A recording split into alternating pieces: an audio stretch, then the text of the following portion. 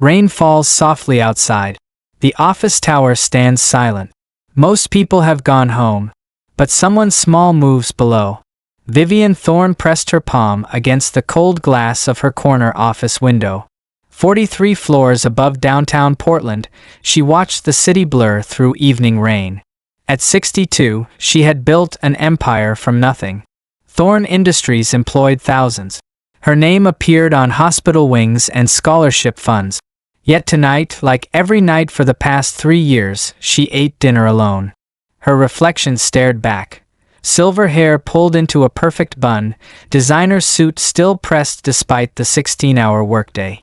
The face that had graced magazine covers looked tired, hollow. The kind of emptiness that money couldn't fill. A movement below caught her eye. Through the rain-streaked glass, she could make out a small figure moving between the parked cars in the company lot. At first, she thought it was a cat. Then she saw the rag in tiny hands, the way the figure stretched to reach car windows. Vivian grabbed her binoculars from the desk drawer. She kept them there for checking construction progress on nearby buildings. Now she focused them on the parking lot below. A little girl, maybe 7 years old, soaked through. Her thin jacket offered no protection against the October rain. She moved methodically from car to car, wiping windows with a torn cloth, then standing hopefully by driver's side doors. Vivian's throat tightened. She watched the child approach a businessman getting into his BMW. The girl said something. The man shook his head, got in, and drove away. The child stood there for a moment, rain dripping from her dark hair, then moved to the next car. Something twisted in Vivian's chest. Just that morning, she had approved a $50 million acquisition without blinking. She had spent more on her lunch than most people made in a day. Yet here was a child, begging for what was probably pocket change, and grown men were refusing to help. Without thinking, Vivian grabbed her coat and headed for the elevator. By the time she reached the parking lot, the girl was working on her third row of cars. Up close, she looked even smaller. Her sneakers had holes. Her jeans were too short. But her eyes, those eyes held a determination that reminded Vivian of herself at that age. "Excuse me," Vivian said softly, not wanting to startle her. The girl looked up. She had the darkest brown eyes Vivian had ever seen, rimmed with long lashes that caught raindrops like tiny crystals. There was no fear in those eyes. Just desperate hope. "I clean windows really good," the girl said quickly. "Only $5. I promise I do good job." Vivian's heart cracked. "What's your name, sweetheart?" "Rosalie. Rosalie Mendez." The girl straightened her shoulders. "I'm 8 years old. I'm very responsible." "I'm sure you are." Vivian crouched down to the girl's level. "Rosalie, why are you out here in the rain?" For a moment, the brave facade crumbled. Rosalie's bottom lip trembled, but she set it firm again. "My mama's sick. She needs medicine. But medicine costs money." "Where's your mama now?" "At home. She's sleeping. She sleeps a lot now." Rosalie's voice got smaller. "The doctor man said she needs special medicine. But we don't have $50. Vivian felt something shift inside her chest. $50? The pharmacy man said he can't give it to us without money. But if I clean enough windows, maybe I can get it. Rosalie held up her rag. "I already made $2 today." The rain was coming down harder now. Vivian stood up, her mind racing. $50. She had spent more than that on her morning coffee and pastry from the executive cafe. Her watch cost more than most people made in a year. Yet for this child, $50 was the difference between life and death for her mother. It was everything. How had she become so disconnected from what truly mattered? When had she stopped seeing the value in small amounts, in simple needs? This child had been out here for hours in the cold and rain, trying to earn money for her mother's medicine. $48 short of what she needed, an amount Vivian would spend without thinking on a single bottle of wine. "Rosalie, I'll pay you $5 to clean my car. But then I think we should get you out of this rain." The girl's face lit up. "Really? Which car?" Vivian pointed to her silver Mercedes. Rosalie ran to it immediately, working with renewed energy. She was thorough, careful, wiping every inch of glass until it gleamed. When she finished, she stood back proudly. There. All clean. Vivian handed her a $5 bill. Beautiful work. Now, how about we go get warm? I know a place nearby. But Rosalie shook her head. I can't. I need to clean more cars. I only have $7 now. I need 43 more. Rosalie, you're soaking wet. You could get sick. I can't get sick. Mama needs me to be strong. The girl's voice carried a weight that no 8-year-old should have to bear. Vivian made a decision. What if I helped you? What if I paid you for cleaning all the cars in this row? Rosalie's eyes widened. All of them? That would be. She started counting on her fingers. $43, Vivian said softly. Exactly what you need. For the first time, Rosalie smiled. Really smiled. It transformed her entire face, making her look like the child she was supposed to be. They worked together in the rain. Vivian fetched clean towels from her office and helped Rosalie clean each car. She watched the girl work with such focus, such determination.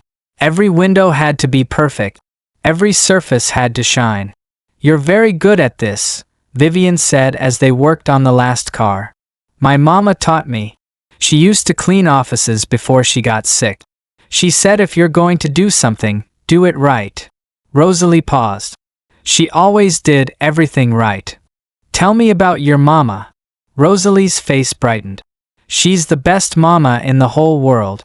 She makes the best beans and rice. And she sings to me every night. Spanish songs her mama taught her. She works so hard, but she never complains. The brightness faded. Until she got sick. What kind of sick? The doctor said something long I can't remember. But it makes her very tired. And sometimes she can't breathe good. The medicine helps her breathe better. Vivian's throat tightened. She had a feeling she knew exactly what kind of medication cost $50 at the pharmacy. Probably an inhaler for severe asthma. Without it, Rosalie's mother could have a life-threatening attack. They finished the last car as the rain began to ease. Rosalie stood back, surveying their work with satisfaction. We did good, she said. We did very good. Vivian counted out $43. This is for you. Rosalie took the money with trembling hands. She counted it twice, then looked up at Vivian with tears in her eyes. Thank you. Thank you so much. Now Mama can get her medicine. You're welcome, sweetheart. But I have one condition. Rosalie's face fell. What condition? Let me drive you home. It's getting dark, and I want to make sure you get there safely. Relief flooded the girl's features. Okay, but I live kind of far. In the apartments on Burnside Street. Vivian knew those apartments. Low-income housing in a rough part of town. She'd driven past them countless times on her way to board meetings, never really seeing them. That's fine. Let's go. As they walked to her car, Rosalie slipped her small hand into Vivian's. The simple gesture sent warmth shooting through Vivian's chest. When was the last time someone had held her hand? The drive took 20 minutes through rain-slick street. Rosalie chattered nervously, telling Vivian about school, about her friends, about how her mama was teaching her to cook. But as they got closer to her neighborhood, she grew quiet. Are you okay? Vivian asked. I'm scared, Rosalie admitted. What if the medicine doesn't work? What if Mama gets sicker? Vivian pulled over and turned to face her. Sometimes being scared is okay.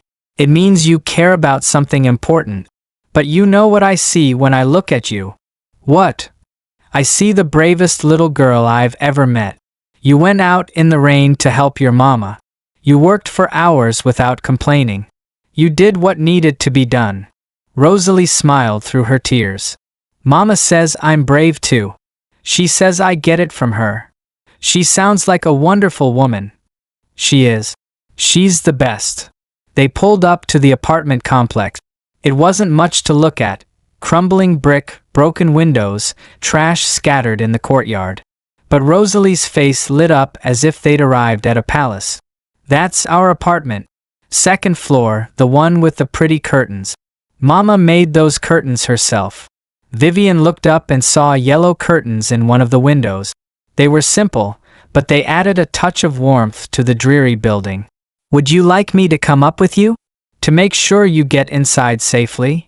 Rosalie hesitated. "Our apartment is small. And not very fancy." "That's okay. I just want to make sure you're safe." They climbed the narrow stairs together. The hallway smelled of cooking and disinfectant. Rosalie stopped at apartment 2B and knocked softly. "Mama? It's me. I'm home." The door opened to reveal a woman in her early 30s. She was beautiful, with the same dark eyes as Rosalie, but her face was drawn with exhaustion. She wore a faded robe and leaned heavily against the doorframe. "Mija, you're soaking wet. I was so worried." Her voice was raspy, strained. She looked at Vivian with confusion. "Who is this?" "This is Mrs. Vivian. She helped me clean cars so I could get money for your medicine." The woman's eyes widened. "You went out to clean cars?" "Rosalie, no. You can't be doing that." "But Mama, I got the money. All $50. Rosalie held up the cash proudly. "Now you can get your medicine." The woman, Isabel, she introduced herself, started to cry. "Mija, you shouldn't have to do this. You're just a baby." "I'm not a baby. I'm 8. And I'm responsible." Vivian watched this exchange with growing emotion. She saw the love between mother and daughter, the way they cared for each other. But she also saw the desperation, the fear that lurked beneath Isabel's brave face. "Mrs. Mendez," Vivian said gently, "may I come in for a moment?" Isabel hesitated, then stepped aside. The apartment was tiny but spotless. Every surface gleamed. The furniture was old but well cared for. Family photos covered one wall, pictures of Isabel and Rosalie at various ages, always smiling, always together. "Please sit down," Isabel said, gesturing to a small couch. "I'm sorry about the mess." Vivian looked around. There was no mess. Everything was perfect, organized, loved. "Your home is beautiful." "Thank you.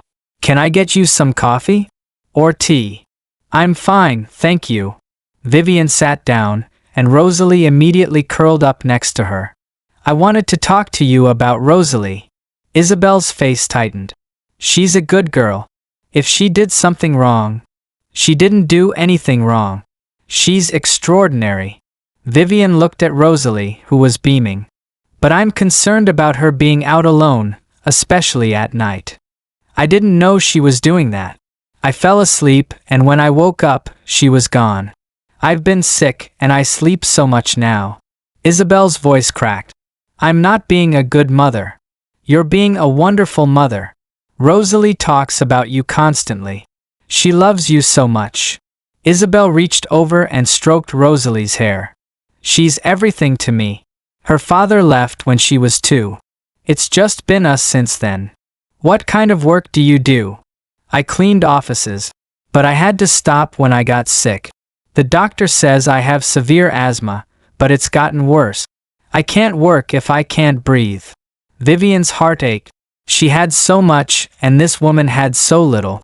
Yet Isabel had raised a daughter who was brave, kind, and determined. A daughter who would go out in the rain to help her mother. "What if I told you I might have a solution?" Both Isabel and Rosalie looked at her with hope. "I run a company called Thorn Industries. We have offices that need cleaning. But more than that, we have a daycare center on the 15th floor for employees' children. We need someone to help supervise the children, someone patient and caring." Isabel's eyes filled with tears. "You would do that? For us? You would do that for Rosalie? And for me? I think you're exactly what we need. But I'm sick. What if I have an attack? We have excellent health insurance, the best doctors, and the work is inside, climate controlled. No exposure to harsh chemicals or allergens." Rosalie jumped up. "Mama, you could work again. And I could come with you after school." Isabel was crying now. "I don't understand. Why would you help us? You don't even know us." Vivian looked at both of them, this woman who had raised such an incredible daughter despite impossible circumstances, and this little girl who had shown more courage in one evening than most people showed in a lifetime. "Because," Vivian said softly, "sometimes we meet people who remind us what's really important. And sometimes, helping someone else helps us too." 2 weeks later, Vivian stood at her office window again. But this time, she wasn't alone. Down in the employee daycare center, she could see Rosalie helping some of the younger children with their art projects. The girls' laughter echoed through the glass. Isabel had proven to be everything Vivian had hoped. The children adored her gentle manner, and she had a natural gift for making everyone feel welcome. With proper medical care, her asthma was under control. The fear had left her eyes, replaced by quiet confidence. "Mrs. Thorne." Vivian turned to find her assistant, Marcus, in the doorway. He was a kind man in his 50s who had worked for her for over a decade. "Yes. Mrs. Mendez wanted me to give you this." He handed her a folded piece of paper. Vivian opened it to find a drawing. It showed two figures holding hands in the rain, one tall, one small. Above them, in a child's careful handwriting, it said, "Thank you for helping us. You are an angel. Love, Rosalie." Vivian's eyes filled with tears. She looked back out the window and saw Rosalie looking up at her. The girl waved and Vivian waved back. For the first time in 3 years, Vivian didn't eat dinner alone that night. She joined Isabel and Rosalie at their small table in their small apartment. They had beans and rice, and Isabel sang Spanish songs while Rosalie helped with the dishes. As Vivian walked to her car later that evening, she realized something had fundamentally changed. The emptiness in her chest was gone. In its place was something warm and full and alive. She had spent her whole life building an empire, accumulating wealth and power. She had measured success in millions and billions, thinking that bigger numbers meant bigger impact. But tonight, she had learned that sometimes the most important numbers are the smallest ones. $5 for a window cleaning. $50 for life-saving medicine. The simple math of human need that she had forgotten in her pursuit of corporate profit. Standing in that parking lot, watching a child work for what amounted to pocket change in Vivian's world, she had realized how disconnected she had become from basic human struggles. She had meetings about $100 million deals while children went without medicine. She had debates about quarterly profits while families went hungry. But Rosalie had shown her something profound, that every dollar mattered to someone. That the $5 she had given so casually was a fortune to a desperate child. That the $50 she spent on lunch without thinking was a mother's hope for another day of breathing. The next morning, Vivian established the Rosalie Mendez Scholarship Fund for children of single mothers. She also instituted a new policy at Thorne Industries. Every employee would receive full medical coverage, regardless of pre-existing conditions. But perhaps most importantly, she learned to see the world through different eyes. From her office window, she no longer saw just buildings and traffic. She saw people with stories, with struggles, with dreams. She saw opportunities to help, to connect, to make a difference. She also changed how she thought about money. The quarterly reports that used to excite her now seemed hollow compared to the joy in Rosalie's eyes when she earned her first $5. The multi-million-dollar mergers felt less important than ensuring every employee could afford their child's medicine.